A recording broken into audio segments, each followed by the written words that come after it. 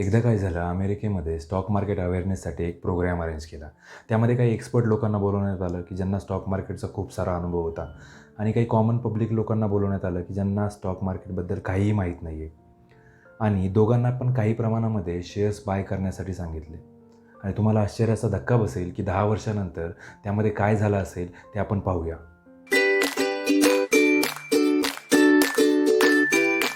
माझं नाव पंकज.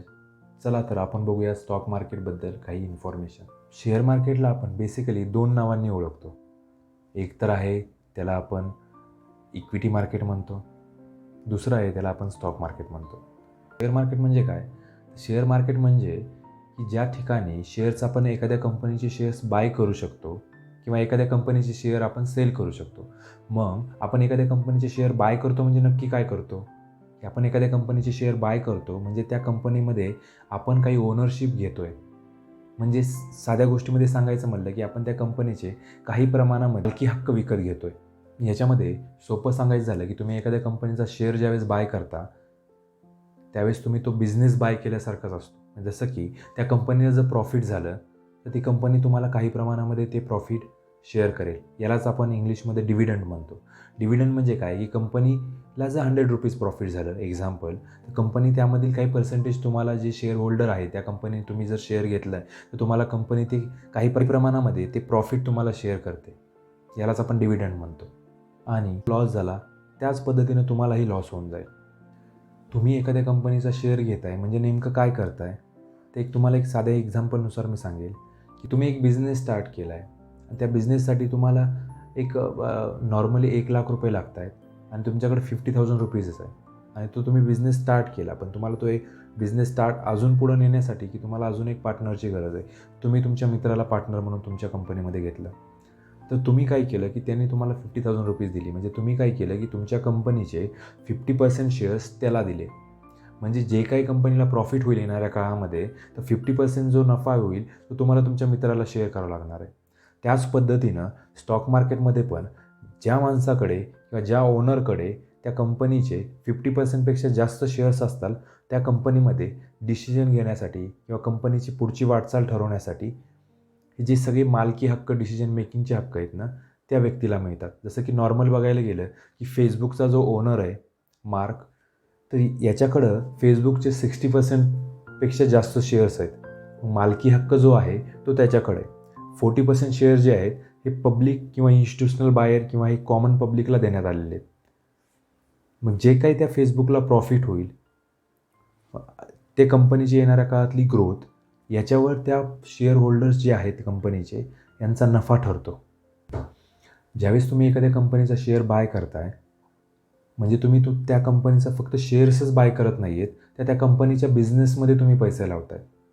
तुम्ही त्या कंपनीच्या बिझनेसमध्ये पैसे लावल्यानंतर तुम्हाला त्या कंपनीमध्ये ग्रोथ होण्यासाठी किंवा त्या कंपनीचा बिझनेस एक्सपांड होण्यासाठी काही कालावधी, काही वर्ष द्यावं लागतील. त्याचमुळे सांगतात की ज्यावेळेस तुम्ही इन्व्हेस्टमेंट करता स्टॉक मार्केटमध्ये त्यावेळेस तुम्हाला काही टाईम मार्केटमध्ये द्यावा लागेल. अजून एक प्रश्न पडतो सर्वांना, की शेअर मार्केटमध्ये रिस्क आहे का? किंवा मी जर पैसे लावले तर बुडतील का?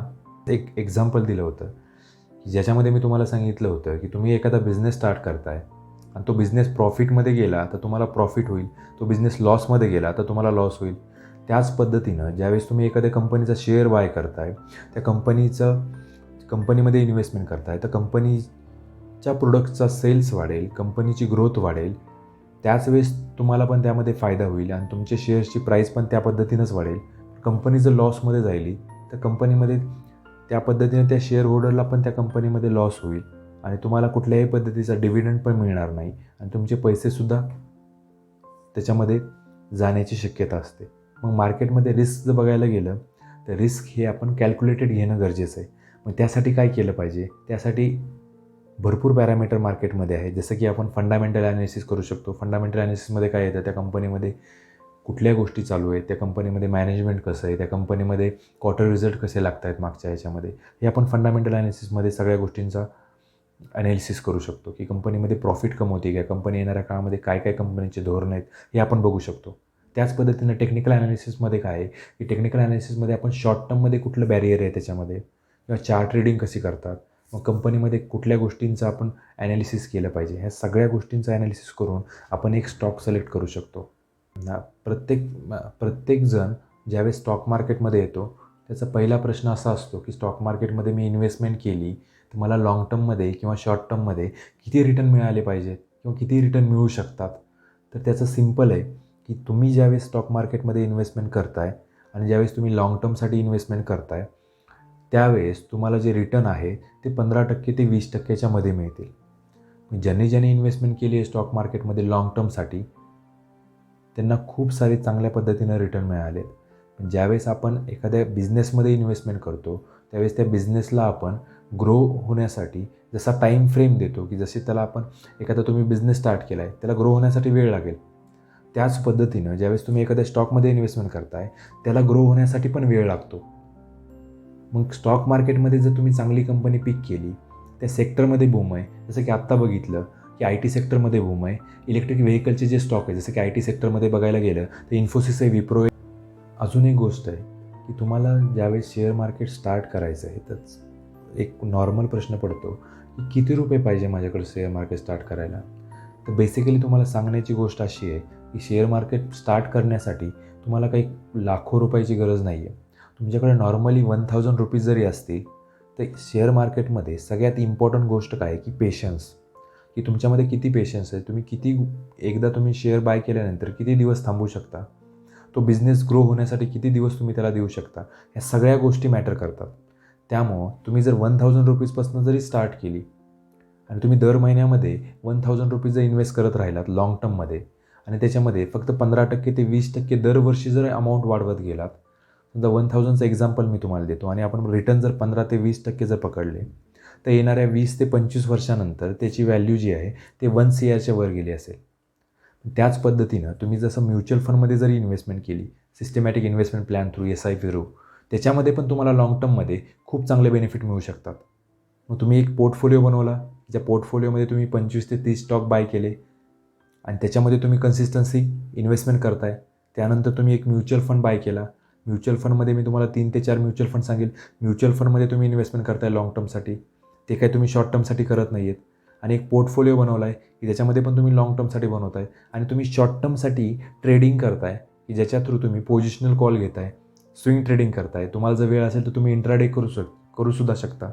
मग ह्या सगळ्या गोष्टींचं जर आपण बघितलं, ह्या सगळ्या गोष्टी जर आपण केल्या तर लाँग टर्ममध्ये वेल्थ क्रिएशन करण्यापासून आपल्याला कोणीही रोखू शकणार नाही. तर मला सुरुवात करायची आहे तर माझ्याकडे काय असलं पाहिजे किंवा प्रोसेस काय आहे याची, तर नॉर्मली काय आहे की तुमच्याकडे आधार कार्ड पाहिजे, त्यानंतर पॅन कार्ड पाहिजे आणि तुमच्याकडे एका बँकमध्ये अकाउंट पाहिजे, बँक अकाउंट पाहिजे. या 3 गोष्टी जर तुमच्याकडे अवेलेबल असतील तर तुम्ही डीमॅट अकाउंट ओपन करू शकता. मग आता डीमॅट अकाउंटमध्ये काय आहे, डीमॅट अकाउंट म्हणजे काय, जे तुम्ही शेअर्स बाय करता ते तुमचे डीमॅट अकाउंटमध्ये सेव्ह होतील. त्याच पद्धतीनं ट्रेडिंग अकाउंट म्हणजे काय, ट्रेडिंग अकाउंटमध्ये जे ॲक्च्युअल ट्रेडिंग जिथं चालतं, जिथं बाय सेल होतं त्याला आपण ट्रेडिंग अकाउंट म्हणतो. ज्यावेळेस तुम्ही डीमॅट अकाउंट ओपन करता त्याच वेळेस तुमचं ट्रेडिंग अकाउंट पण ओपन होतं आणि तुमचं बँक अकाउंट तर आहेच, त्यासोबत लिंक होतं. ह्या तिन्हीचं मिक्सचर जे आहे, तुम्ही जर बँकमध्ये गेला असता ऐकलं असेल की 3-in-1 अकाउंट ओपन करा, तर 3-in-1 अकाउंटमध्ये हेच येतं की बँक अकाउंट, डीमॅट अकाउंट आणि ट्रेडिंग अकाउंट. मग आता ह्याच्यामध्ये की आम्ही अकाउंट कुठं ओपन केलं पाहिजे, तर आपल्याकडे ब्रोकर पण आहेत. ब्रोकर बघितलं आपण, झिरोदा आहे, एंजल आहे, 5 पैसा आहे, नंतर अपस्टॉक आहे. हे झिरो ब्रोकर कॅटेगरीमधले आहेत. हे झिरो ब्रोकर म्हणजे काय, की यांच्याकडे काय आहे की ज्यावेळेस तुम्ही एखादा शेअर बाय करताय, आता तुम्हाला सगळ्यात पहिल्यांदा इम्पॉर्टंट काय की ब्रोकरेज म्हणजे काय हे कळायला पाहिजे. ब्रोकरेज म्हणजे काय की तुम्ही ज्यावेळेस एखादा शेअर बाय करताय आणि सेल करताय त्याच्यामध्ये जो चार्जेस लागतात बाईंग सेलिंगसाठी त्याला आपण ब्रोकरेज म्हणतो, जो तो ब्रोकर घेतो. मग आता ज्यावेळेस आपण बाय आणि सेल करतो तर शेअर आपण बाय सेल कुठं करतो, तर त्यासाठी 2 एक्सचेंजेस आहेत इंडियामध्ये. तर त्यातलं पहिलं एक्सचेंज आहे बॉम्बे स्टॉक एक्सचेंज, त्याच्यामध्ये काय होतं की बाईंग सेलिंग होते. त्यानंतर दुसरं एक्सचेंज आहे नॅशनल स्टॉक एक्सचेंज, NSE, याच्यामध्ये पण बाईंग सेलिंग होते. तर बॉम्बे स्टॉक एक्सचेंजमध्ये 4500च्या वर कंपन्या लिस्टेड आहेत. तसंच NSEमध्ये, नॅशनल स्टॉक एक्सचेंजमध्ये 1900च्या वर कंपन्या लिस्टेड आहेत. मग ॲक्च्युअल ह्याच्यामध्ये बाईंग सेलिंग होतं. आणि हे जे ब्रोकर थ्रू आहेत, ह्या ब्रोकर थ्रू आपण बाय आणि सेल करू शकतो. डायरेक्ट आपण NSE किंवा BSEमध्ये स्टॉक बाय नाही करू शकत. आपण कुठल्या तरी ब्रोकर थ्रू आपण त्यामध्ये बाय आणि सेल करू शकतो. तर जसं बघायला गेलं तुम्ही ह्या कुठल्याही ब्रोकरकडे अकाउंट ओपन करू शकता. त्यातले त्यात जर चांगला ब्रोकर किंवा तुम्हाला जर फंडामेंटल ॲनालिसिस किंवा ह्या सगळ्या गोष्टी जर तुम्हाला एका स्क्रीनवर बघायच्या असतील तर तुम्हाला एंजल ब्रोकिंग हा खूप चांगला ब्रोकर आहे. याच्यामध्ये तुम्ही लाँग टर्मसाठी इन्व्हेस्टमेंट करू शकता आणि खूप आत्ताच्या कंडिशनमध्ये बघितलं तर लीडिंग ब्रोकर आहे. तुम्ही मागच्या 2 ते 3 क्वार्टरचा जर तुम्ही ॲनालिसिस केला तर या कंपनीमध्ये ही कंपनीसुद्धा लिस्टेड आहे मार्केटमध्ये. याच्यामध्ये तुम्ही सुद्धा लाँग टर्मसाठी इन्व्हेस्टमेंट करू शकता आणि अकाउंटसुद्धा एंजलसोबत ओपन करू शकता. मार्केटमध्ये रिस्क काय किंवा लोक पैसे त्यामध्ये बुडवतात का? कारण ज्यावेळेस तुम्ही इन्व्हेस्टमेंट स्टार्ट करायला लागतात किंवा सुरुवातीला तुम्हाला काही पैसे मिळायला लागतात मार्केटमधनं, त्यावेळेस तुमच्या अपेक्षा वाढतात. ज्यावेळेस अपेक्षा वाढतात मार्केटमधनं त्यावेळेस तुम्हाला वाटतं की माझे 4 दिवसामध्ये, 8 दिवसामध्ये किंवा एका महिन्यामध्येच पैसे डबल झाले पाहिजे. तर तुम्ही आत्ताच्या इन्व्हेस्टमेंट स्टाईलमध्ये जर तुम्ही बघितलं की तुम्ही रिअल इस्टेटमध्ये इन्व्हेस्ट करा, तुम्ही सोन्या गोल्डमध्ये इन्व्हेस्टमेंट करा, तुम्ही बँकमध्ये FD करा, ह्या कशामध्ये जरी तुम्ही इन्व्हेस्टमेंट केली तुम्हाला 5 ते 6% वर रिटर्न नाही येत. पण त्यातल्या त्यात जर स्टॉक मार्केटमध्ये जर तुम्ही इन्व्हेस्टमेंट केली लाँग टर्मसाठी आणि जर तुम्ही त्याच्यामध्ये पेशन्स जर ठेवले आणि तुम्ही जर सिस्टमॅटिक वेमध्ये मी तुम्हाला सांगेल त्या पद्धतीने जर इन्व्हेस्टमेंट केली लाँग टर्मसाठी तर तुम्हाला डेफिनेटली 15 ते 20% रिटर्न ही लाँग टर्ममध्ये तुम्हाला 100% मिळू शकतात. अजून एक गोष्ट आहे की प्रत्येकाला वाटतं की मला जमेल का? खूप अवघड आहे किंवा मला कसं जमेल याच्यामध्ये. तर नॉर्मल सांगायची गोष्ट काय आहे की तुम्ही जर हाऊसवाईफ असाल, तुम्ही स्टुडंट असाल, तुम्ही जॉब करताय, तुम्हाला वेळ नाही आहे, तुम्ही BPOमध्ये काम करताय, कुणालाही इन्व्हेस्टमेंट मार्केटमध्ये करता येते, त्याला काहीही बंधन नाही आहे. तुम्हाला फक्त काय करायचं आहे की थोडंसं नॉलेज गेन करायचं आहे, थोडंसं फंडामेंटल ॲनालिसिस काय आहे, टेक्निकल ॲनालिसिस काय आहे, ह्या गोष्टींचं ॲनालिसिस तुम्हाला करायचं आहे स्वतःला आणि थोडंसं मार्केटमध्ये इन्व्हॉल्व होण्याची गरज आहे. सिम्पल आहे की ज्यावेळेस तुम्हाला एखादा शेअर बाय करायचा आहे, कंपनीचा शेअर बाय करायचा आहे, म्हणजे तुम्ही ओनरशिप त्याची कंपनीची घेत आहे, म्हणजे याचा अर्थ तुम्ही त्या कंपनीचे काही पर्सेंटेजमध्ये मालक बनताय.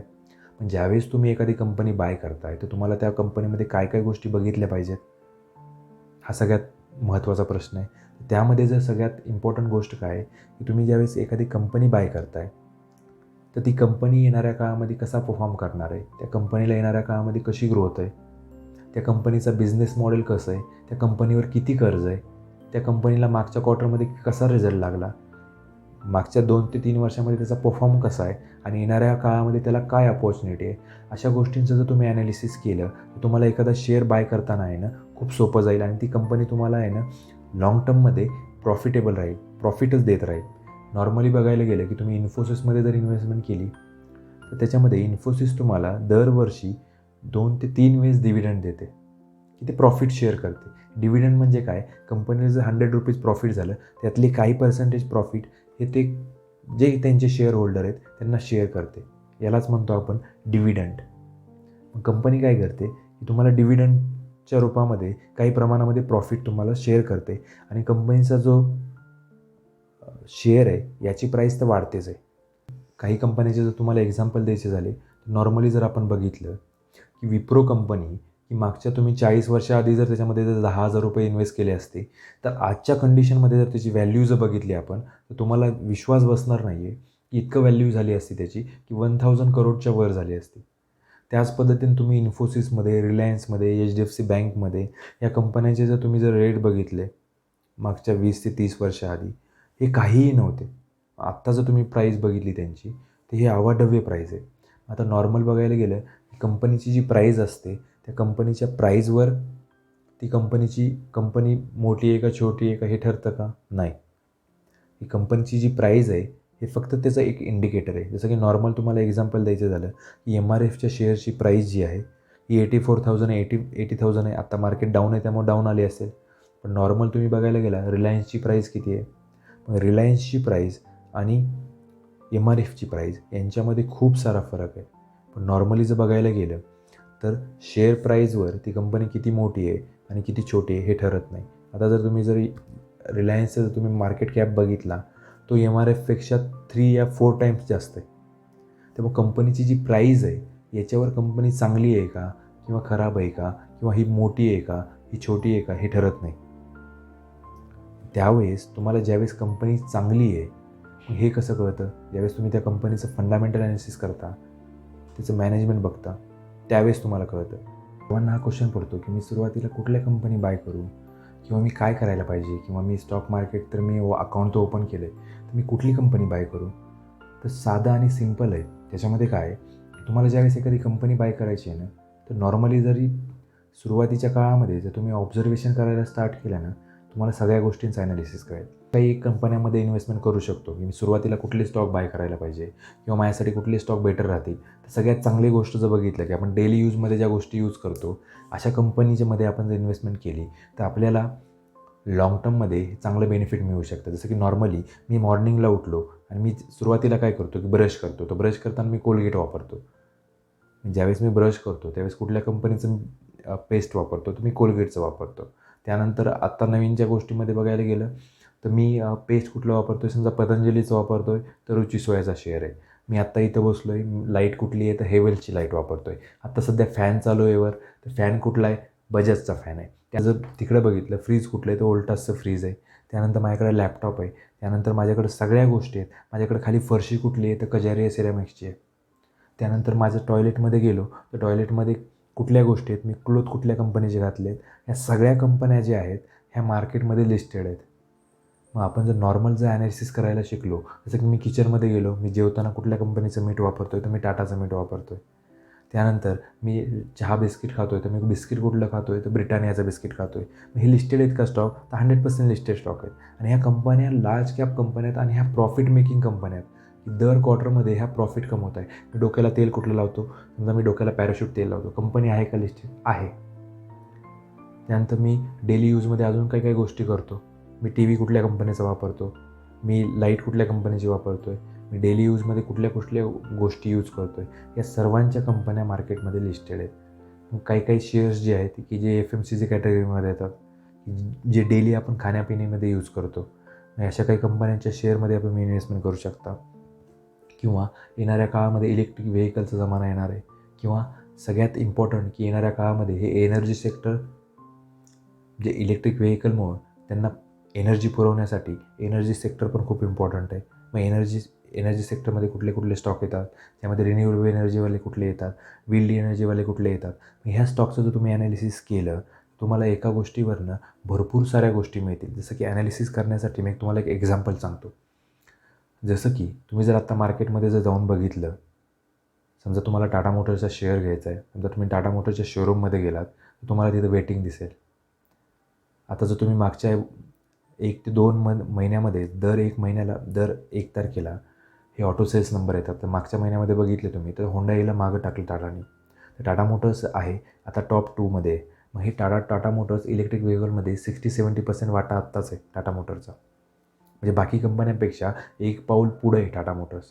मग तुम्ही जर नॉर्मली ॲनालिसिस करायचं बघितलं तर टाटा मोटर्सला इलेक्ट्रिक बॅटरी कोण पुरवणार आहे, तर ते टाटा केमिकल पुरवणार आहे. तर टाटा केमिकलचा शेअर आहे का, तर मार्केटमध्ये आहे. टाटा केमिकल काय काम करतं की लिथियम आयन बॅटरी सेल बनवतं.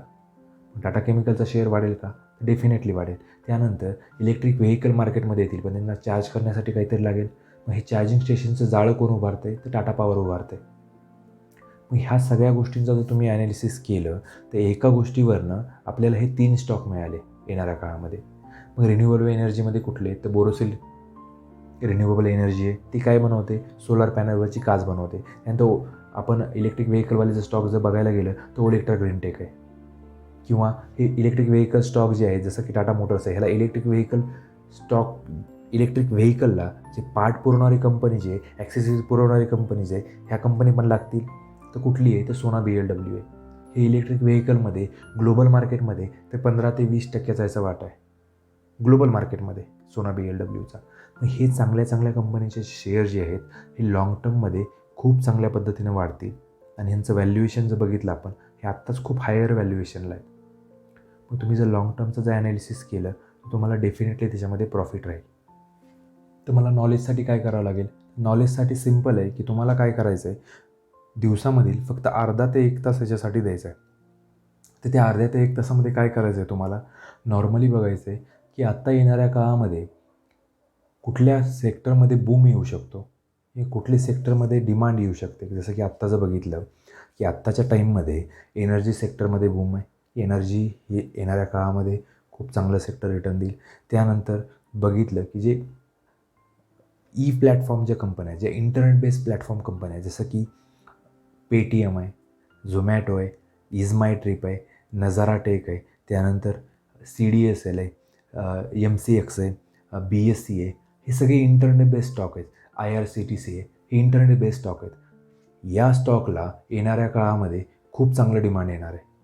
मग तुम्ही अशा स्टॉकचं थोडंफार जरी ॲनालिसिस केलं आणि या कंपन्यांचे सगळ्यात इम्पॉर्टंट काय आहे की कुठलीही कंपनीचा ज्यावेळेस शेअर मी बाय करतो त्यावेळेस त्या कंपनीमध्ये फंडामेंटल ॲनालिसिस कसं आहे, त्या कंपनीचं टेक्निकल ॲनालिसिस कसं आहे, ह्या गोष्टी तुम्हाला बेसिक गोष्टी तुम्हाला कळायला पाहिजेत.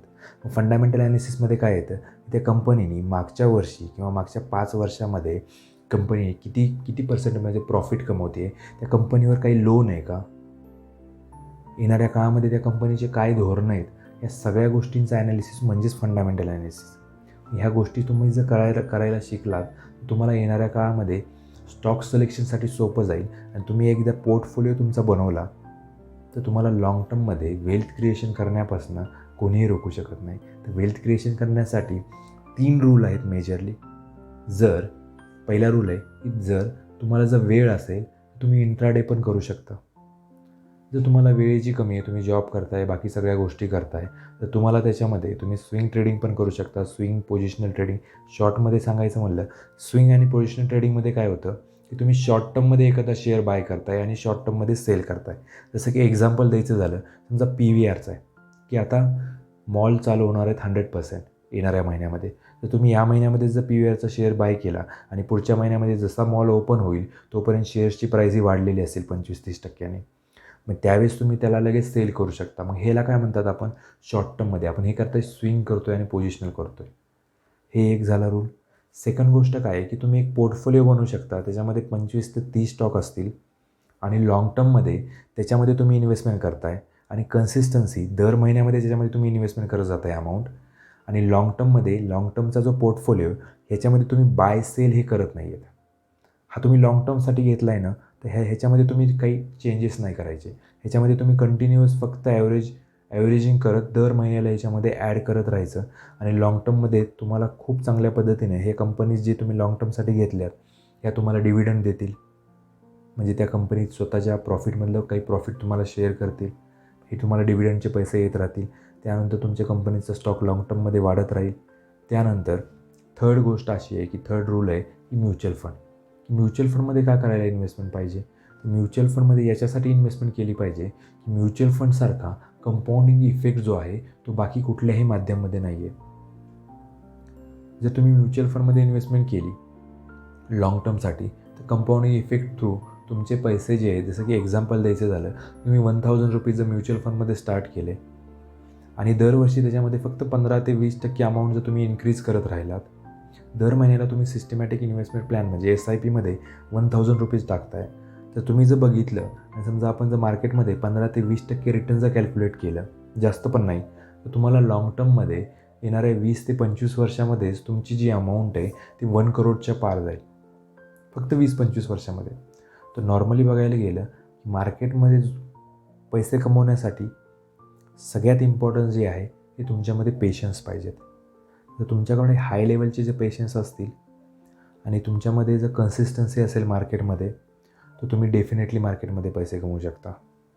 चला तर मग बघूया आपण फर्स्टवाली जी स्टोरी मी तुम्हाला सांगितली होती की ज्याच्यामध्ये काय होतं की जे एक्सपर्ट लोकांनी पण बाय केला होता पोर्टफोलिओ एक, आणि ज्यांना स्टॉक मार्केटबद्दल नॉलेज नाही त्यांनी पण बाय केला होता.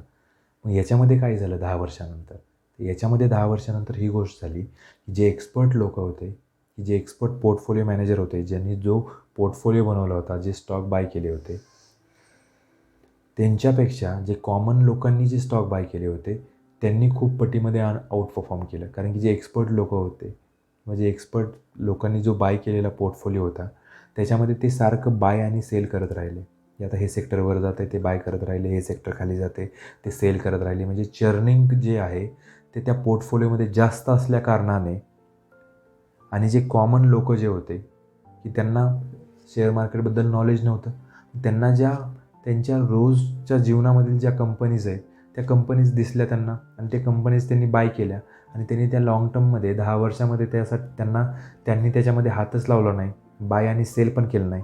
आणि लाँग टर्ममध्ये जर बघायला गेलं त्यांचा जो पोर्टफोलिओ आहे जे एक्सपर्ट लोकांपेक्षा पण जास्त त्यांना रिटर्न देऊन गेला. याचा अर्थ काय की मार्केटमध्ये कन्सिस्टन्सी इम्पॉर्टंट आहे आणि मार्केटमध्ये ज्याच्याकडं पेशन्स आहे तो खूप सारा पैसा कमवू शकतो.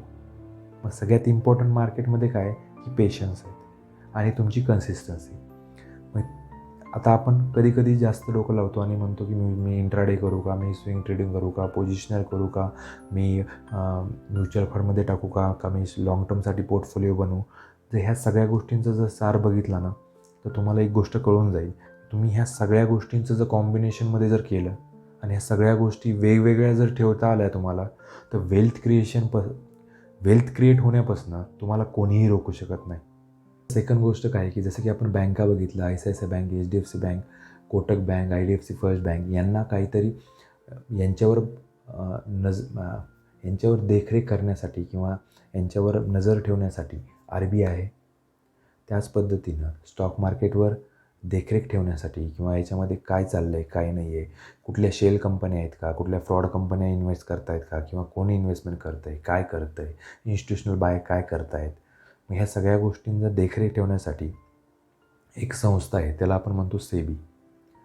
मी येणाऱ्या काळामध्ये शेअर मार्केटबद्दल डिटेलमध्ये एक 10 व्हिडिओची एक सिरीज काढणार आहे. तर ती सिरीज तुम्ही बघू शकता येणाऱ्या काळामध्ये, ज्यामध्ये शेअर मार्केटमध्ये टोटली नॉलेज असेल तुम्हाला की कुठली स्ट्रॅटेजी यूज करू शकतो आपण, फंडामेंटल ॲनालिसिस कसं करायचं, टेक्निकल ॲनालिसिस कसं करायचं, ह्या सगळ्या गोष्टींची इन्फॉर्मेशन त्या 10 व्हिडिओजमध्ये असणार आहे. तर ते तुम्ही फ्री ऑफ कॉस्टमध्ये माझ्या यूट्यूब चॅनलवर बघू शकता. आणि याच्यामध्ये माझ्या यूट्यूब चॅनलचं नाव आहे मिस्टर मार्केट. आणि ज्यावेळेस मला एखाद्या वेळेस नंतरच्या काळामध्ये ज्यावेळेस मला वेळ मिळेल त्यावेळेस माझ्या चॅनलचं पण नाव हे मिस्टर मार्केट का ठेवलं आहे याच्यामागे पण काही राज आहे, हे पण मी तुम्हाला शेअर करेल. तरी तुर्तास धन्यवाद.